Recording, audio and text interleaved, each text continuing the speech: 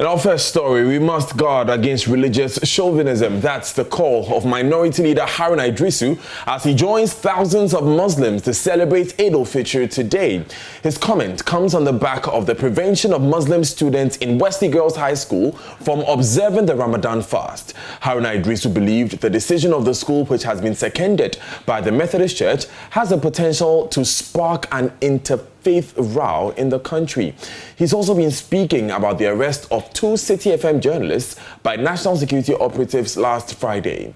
He fears Ghana is gradually becoming a police state.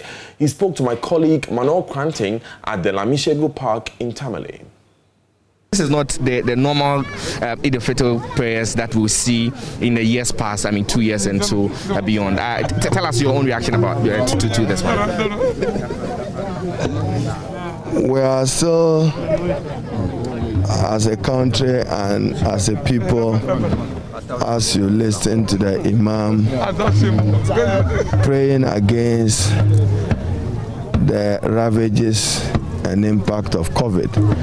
And we've prayed to Allah wa Ta'ala to protect our country, Ghana, and its people from the disease called COVID. And we've prayed to Allah wa Ta'ala that He saves our people. We have successfully completed the pursuit of Ramadan in fulfillment of a major pillar of Islam. It's my prayer and belief that the values and discipline that characterize Ramadan will characterize our life beyond Ramadan. That is what the essence is. Carry that moral high, carry that discipline, and let it guide your life. We ask for Allah's forgiveness. We ask for our own forgiveness against our own trespasses. But we live in extraordinary times with COVID. But there are worrying developments in Ghana, which points to.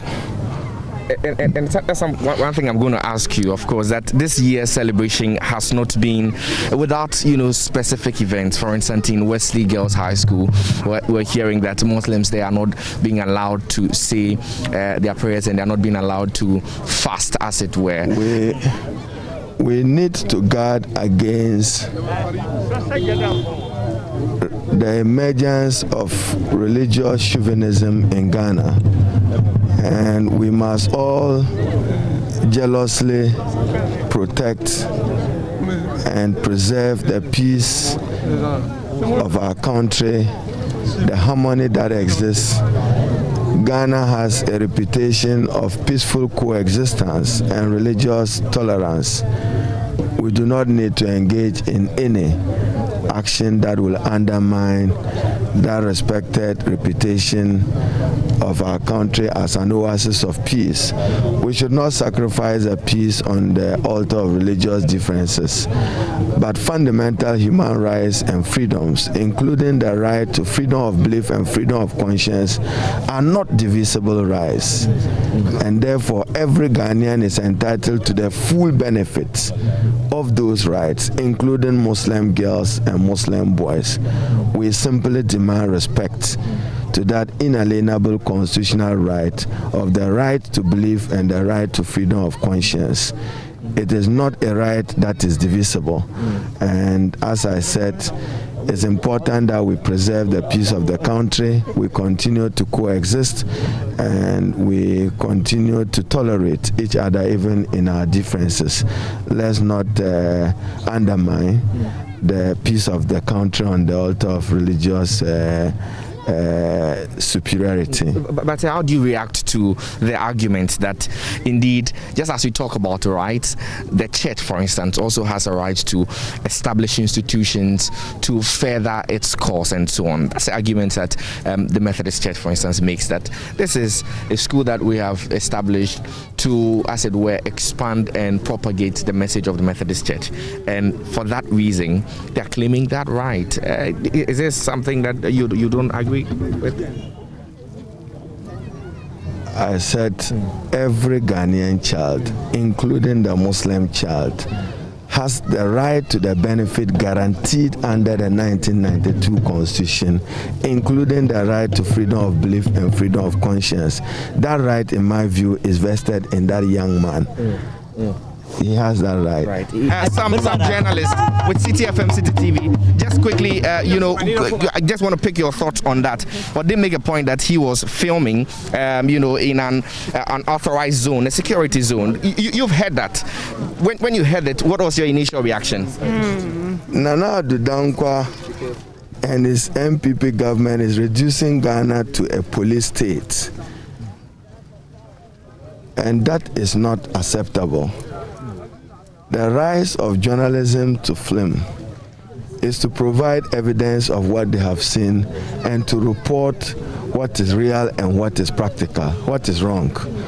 I think the excesses are getting too much. This government must watch it. I least expected that this will happen under Nana Akufo-Addo as president of Ghana. He probably was only preaching and preserving fundamental human rights and freedoms, only seeking office of president, but not serving with respect for those rights and freedoms as president. That's very disappointing, and those journalists are entitled to practice their trade and vocation freely without any interference. Independence Square. Well, this was at the National Security Installation at Bluegate. National security installation, and it is a way that the arrest could have been done, not in a manner which protects the dignity guaranteed in Article 15 of the Constitution. Must they read them in that Gestapo style, as if they were reading another Radio Gold?